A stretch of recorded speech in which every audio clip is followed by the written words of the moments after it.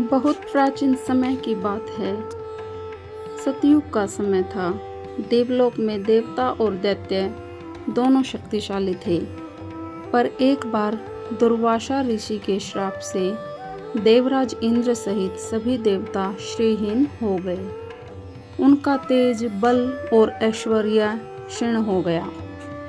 असुर राज बलि ने इसका लाभ उठाया और तीनों लोकों पर अपना अधिकार कर लिया। पराजित और तेजहीन देवता भगवान विष्णु की शरण में गए।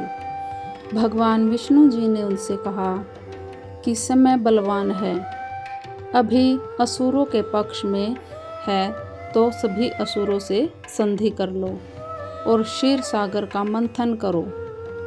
इससे अमृत निकलेगा। अमृत पीकर तुम सब अमर हो जाओगे और अपना खोया वैभव प्राप्त कर सकोगे। देवताओं ने असुरों से कहा, आओ मिलकर हम सब समुद्र का मंथन करें। समुद्र मंथन से जो भी रत्न निकलेंगे हम उन्हें आपस में बांट लेंगे। असुर अमृत के लालच में समुद्र मंथन के लिए मान गए। मद्राचल पर्वत को मथनी बनाया गया। वासुकी नाग को रस्सी बनाया गया। देवताओं ने पूंछ पकड़ी और असुरों ने मुंह। लेकिन मंद्राचल समुद्र में डूबने लगा। तब भगवान विष्णु ने कूर्म यानी कछुए का अवतार लिया और वे विशाल कछुआ बनकर मंद्राचल के नीचे आ गए और पर्वत को अपनी पीठ पर थमा लिया। जब मंथन शुरू हुआ, समुद्र की लहरें आकाश को छूने लगीं। पर्वत घूमने से वासुकी नाग के मुंह से आग और विष निकलने लगा, जिससे असुर झुलस गए और देवता भी थकने लगे। तब भगवान विष्णु स्वयं देवताओं में बल भरने लगे और समुद्र मंथन करते हुए एक एक करके समुद्र से 14 अद्भुत रत्न निकले। सबसे पहले हलाहल विष। ये इतना भयंकर था कि पूरी सृष्टि इसके प्रभाव से जल जाती। कामधेनु, मनचाहत देने वाली गाय। उच्चैश्रवा, सफ़ेद रंग का उड़ने वाला घोड़ा। ऐरावत, 4 दांत वाला सफ़ेद हाथी। कौस्तुभ मणि, सबसे ज़्यादा चमकने वाली मणि। कल्प वृक्ष, इच्छा पूरी करने वाला वृक्ष। रंभा, स्वर्ग की अप्सरा। लक्ष्मी, धन और वैभव की देवी। वारुणी, मदिरा की देवी। चंद्रमा, शीतलता देने वाला। पारिजात, कभी न मुरझाने वाला फूल। शंख, पांचजन्य शंख। धन्वंतरी, अमृत कलश लिए आयुर्वेद के देवता।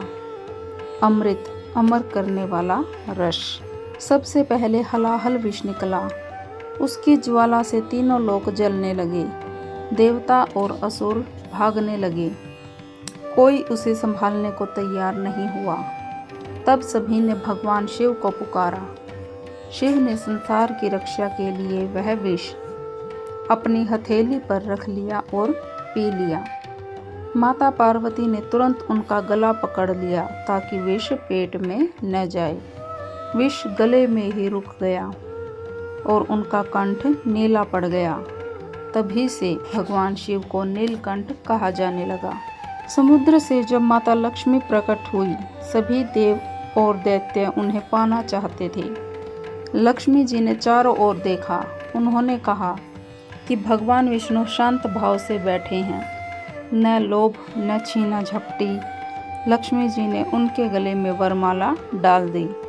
तभी से लक्ष्मी नारायण के साथ रहती हैं। अंत में धन्वंतरी अमृत का कलश लेकर निकले। असुरों ने झपट कर कलश छीन लिया। देवता दुखी हो गए। तब विष्णु जी ने मोहिनी का रूप धारण किया और मोहिनी इतनी सुंदर थी कि असुर सब कुछ भूल गए। मोहिनी ने कहा, मैं अपने हाथों से तुम दोनों को अमृत बांट दूंगी। असुर मोहिनी पर मोहित होकर मान गए। देवता और असुर अलग अलग लाइन में बैठ गए। मोहिनी ने छल से सारा अमृत देवताओं को पिला दिया। राहुल नाम का एक असुर भेष बदलकर देवताओं में बैठ गया और अमृत पी लिया। सूर्य और चंद्र ने उसे पहचान लिया और भगवान विष्णु को बता दिया। विष्णु ने सुदर्शन चक्र से उसका सिर काट दिया, पर अमृत पीने से वह मरा नहीं। उसका सिर राहु और धड़ केतु बन गया। तभी से राहु केतु सूर्य और चंद्र से बैर रखते हैं और ग्रहण लगाते हैं। असुरों और देवताओं में युद्ध हुआ। अमृत के बल से देवता जीत गए और इंद्र को स्वर्ग वापस मिल गया। ये कथा सिर्फ देव असुर की लड़ाई नहीं है। समुद्र मंथन हमारे मन का मंथन है। मन रूपी समुद्र को जब साधना से मथा जाता है तो सबसे पहले विष निकलता है, यानी क्रोध, ईर्ष्या, लोभ, और उसे शिव की तरह पी जाना पड़ता है। तभी अंत में अमृत यानी कि आत्मज्ञान प्राप्त होता है। सनातन धर्म सिखाता है कि शुभ और अशुभ, देव और असुर दोनों हमारे भीतर हैं। सही संगत, धैर्य और ईश्वर पर विश्वास करने से हम अपने भीतर के असुर को जीतकर देवत्व पा सकते हैं। तो ये थी एक सनातन से जुड़ी हुई कथा जो बताती है कि सनातन धर्म कितना श्रेष्ठ है। अगर आपको यह कथा पसंद आई हो तो वीडियो को ज़्यादा से ज़्यादा लाइक करें, शेयर करें और चैनल को सब्सक्राइब करना न भूलें। हरे कृष्णा।